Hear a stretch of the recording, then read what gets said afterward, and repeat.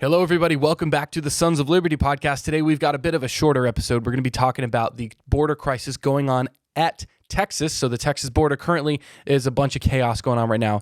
Within the past month, Hunter and I on the podcast, we broke down the border crisis, talking about, part one was talking about what's actually happening at the border. Part two, we broke down how is it affecting the homeland, and we were going to be done with it. And then this insane story pops up here in the last 2 to 3 weeks or so, and we just have to cover it. Governor Greg Abbott of Texas on January 24th sent a letter to Biden citing a certain part of the Constitution. So we're going to break down the letter, and we're going to break down the part of the Constitution that Governor Greg Abbott cited as being grounds to override the federal government and build their own wall, essentially. I'm going to lay the groundwork, and then we're going to get into the letter and then break down all the different opinions on this issue. Millions and millions of migrants, illegal aliens, have flooded across the southern border, okay? And a bunch have gone through Texas, and the federal government is not fulfilling its duty, according to Governor Greg Abbott in this letter that we're going to break down here in a minute, in protecting the states from threats, foreign and domestic. According to the Constitution, Greg Abbott is making the argument that when the federal government does not do their job, that job, whatever it may be, automatically falls to the states, and he cites a certain part of the Constitution, Article 1, Section 10, Clause 3. So that's the initial thing. There are a lot of different opinions of, they should be doing that, they shouldn't be doing that. The Supreme Court actually ruled in favor of the federal government on the border fence, because Texas was putting up barbed wire border fence along the southern border. And then on the other side, the Texas National Guard, they were putting up barbed wire to keep the U.S. Border Patrol out from interfering, because the U.S. Border Patrol is an agency, an extension of the executive branch of the federal government. If Joe Biden were to actually do his job and protect the southern border, he would utilize the United States Border Patrol. But he's not doing that. So the United States Supreme Court ruled in favor of the Border Patrol in tearing down the barbed wire fences that the Texas National Guard was putting up in order to keep them out from interfering with them protecting their own southern border. But Texas is just rebuilding them. Hunter, what is your initial reaction to essentially what is turning into states v. federal government? My initial reaction is I was so hyped up when I first heard about this, because we've been waiting as conservatives for somebody to take a stand. Like, we can play the same old political game back and forth. We can argue about whose fault the border is. But at the end of the day, when is somebody going to step up and be a man and actually do something about it? And that's exactly, I don't know, I know Greg Abbott did not write this letter himself. I mean, it's signed Greg Abbott.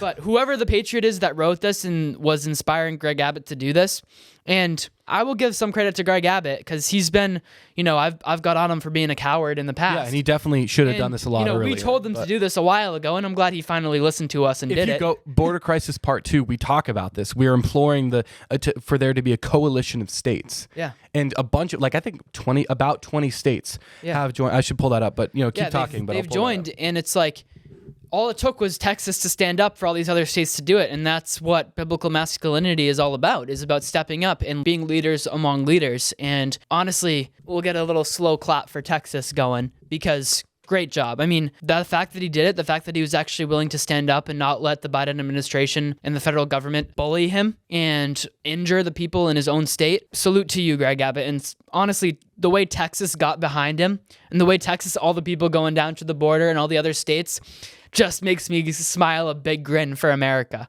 Because this is what our country's all about. The federal government is not sovereign over the states. The states have rights. The states have the right to protect their own border. The federal government cannot continue to bully states into doing all these crazy woke things that they want to do.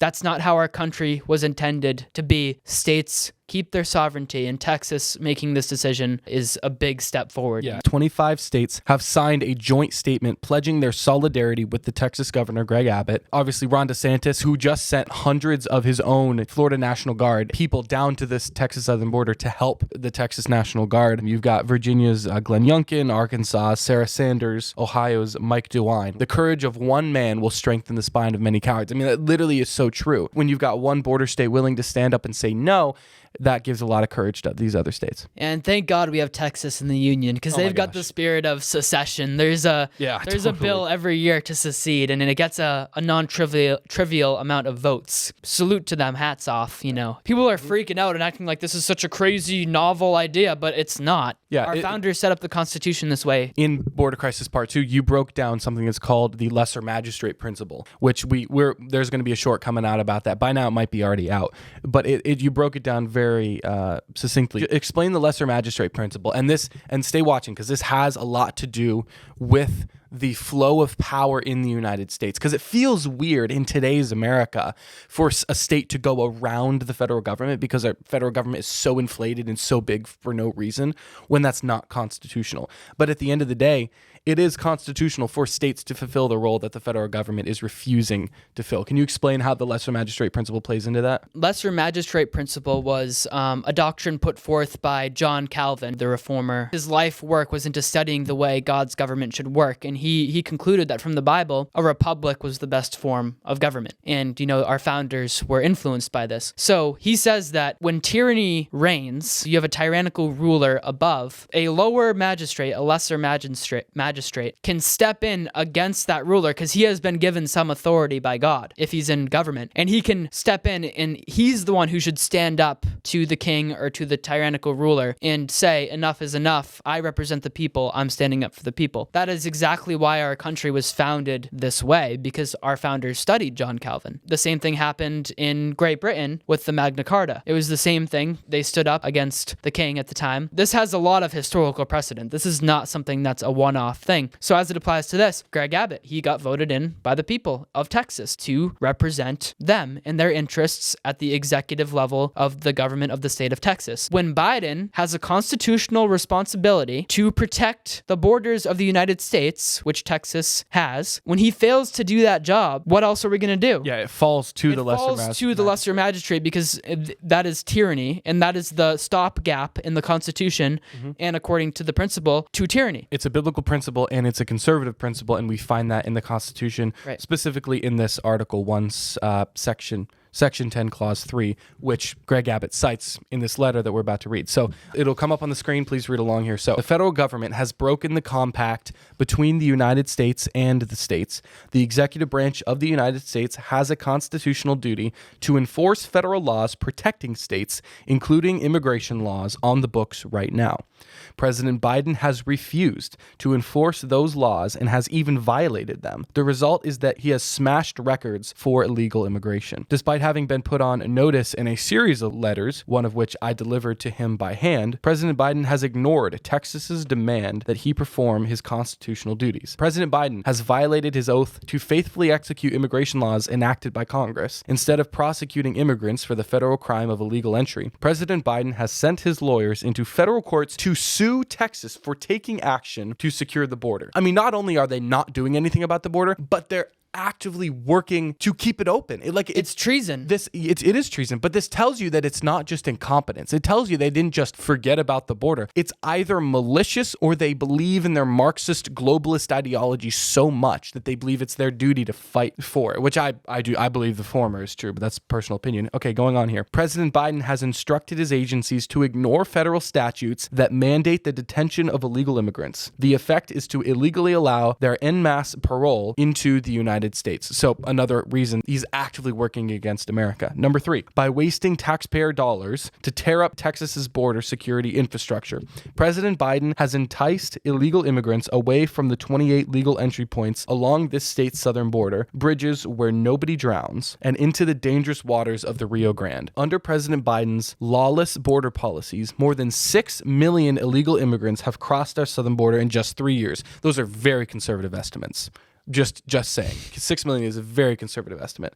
Maybe he's talking about just the Texas border. I don't know. This is more than the population of 33 different states in this country. This illegal refusal to protect the states has inflicted unprecedented harm on the people all across the United States. And then here he's getting into the constitutional stuff. This is the good stuff.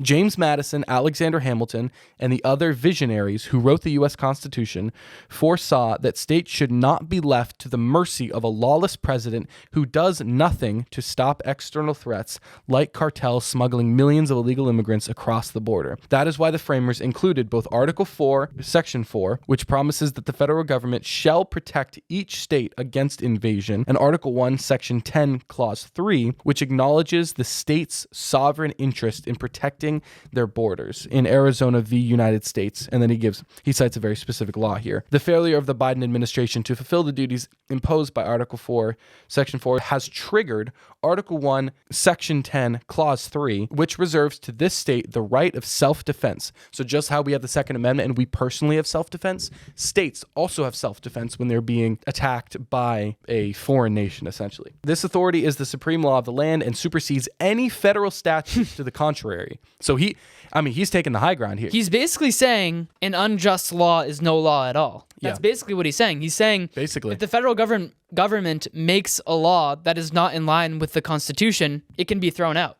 Yeah. That's basically his argument. Yeah, and then the Texas National Guard, the Texas Department of Public Safety, and other Texas personnel are acting on that authority, as well as state law, to secure the Texas border, signed Governor Greg Abbott of Texas. There we go. There's the letter. It's short, it's sweet, it's concise, it's understandable for the average person to read. It's none of this political lawyer gobbledygook that most bills like to say. That most bills are. It's simple. Look at the structure of the bill. They're saying, here's the problem. Here's what the federal government is declining to do, and here's what they're actually doing to undermine the problem and make it worse. Here's what we've appealed. We didn't just go about this right away and not give the federal government a chance to fix their problem. We appealed, and then now, here's the authority we have to step in and do it ourselves. And then here's what we're actually going to do. It's perfectly laid out. Whoever wrote this letter is a national hero and should get some money, or hopefully his wife is beautiful, or whoever. I hope that he is commended for this letter, because this is exactly what the founders would have done. Yep. They would have appealed to Great Britain. They didn't just go, as some people think. That's true. The Declaration of Independence. Yeah, the founders were just a bunch of crazy rebels, They dumped tea in the water in Boston. They were just, I love the crazy rebel spirit of the founders. Yes, but they also were extremely intelligent men who understand the need to appeal to a higher authority. Here, they're appealing to the Constitution. Back then, they appealed to God. This gives me 1776 vibes. This 100%. Like 110%. In a bit of a way, it's like the modern Declaration of Independence. I mean, the Declaration of Independence, even in its own day, it wasn't a law that was passed. It was a charter. It was a letter that was sent to the King of England saying, "Hey, we have pleaded with you." And then they listed all the ways that we pleaded with you, just like Greg Abbott did in this letter. They said, "Here's what we did here. Here's what we did there to try to fix our issues, because we don't want to have to go to war. We don't want to have to rip away from England ultimately." But they realized that they were subject to the lesser magistrate principle. So if their leaders did not protect the people, then that middleman, in this case Greg Abbott, back then it was the founders who represented the colonies in America, they had to step in and do the job. Right. But this is the Declaration of Independence of our day. Like, I know it doesn't seem like that because it's just a letter. Greg Abbott could go down in history. The Biden administration will say, "Oh, well, the courts have ruled that you can't do that, Governor Abbott." It doesn't actually matter what the courts say. No. It doesn't actually matter what Congress writes. It doesn't actually matter what an executive order says. What matters is what the Constitution says, because the Constitution is the law of the land. And the Constitution was not written to restrict the people. It was written to restrict the federal government. And that's exactly what Greg Abbott is pointing out. And it was written to restrict Joe Biden. It was written to restrict Chuck Schumer. It was written to restrict anybody who goes against that document. That is the law of the land. And the people actually do. We don't need lawyers. We don't need anybody. You can read the Constitution yourself and see that this is lawful. Exactly what Greg Abbott is doing. Yeah, and this is the most constitutional thing any governor has done in a long time. We can actually do this. Yeah, of course. We don't have to be all kinds of smart people. The Constitution, you can read it in like an hour, probably. It's a very short document, and we're going to read those parts of the Constitution that Governor Greg Abbott cited. So right here, Article 4, Section 4 of the Constitution, quote, "The United States shall guarantee to every state in this union a republican form of government, and shall protect each of them against invasion, and on application of the legislature or of the executive when the legislature cannot be convened against domestic violence. It is the job of the United States to fulfill. It's not a recommendation. It's not a recommendation. It's a you must do this. This is like your number one thing as the federal government, constitutionally speaking. Now they have too much stuff to do. But back in 1776, let me tell you, when this was first ratified, this is your number one job. Freaking protect the states from threats, foreign and domestic. You know, Joe Biden took an oath to the Constitution. Yeah. Every congressman and congresswoman took an oath to the Constitution.